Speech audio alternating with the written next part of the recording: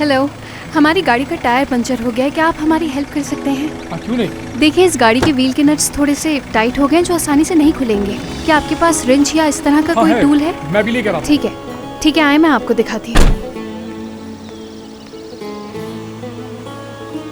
ये सब कुछ तुमने कहाँ से सीखा? बहुत पहले हम टायर चुराया करते थे, बस वहीं से सीखा है ये सब कुछ। तुम यही सोच रहे होगे कि ये काम तो मर्दों का है। चलो अब साइड पर हट जाओ, कहीं तुम्हारे कपड़े गंदे ना हो जाए। आइए। इसका बोनट खोल दीजिए। जी खोलती हूँ मैं। खुल गया? जी।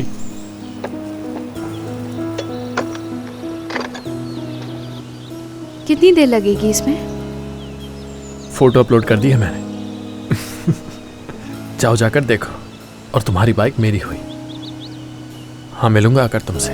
अपना ख्याल रखना मेरी जान। Okay bye.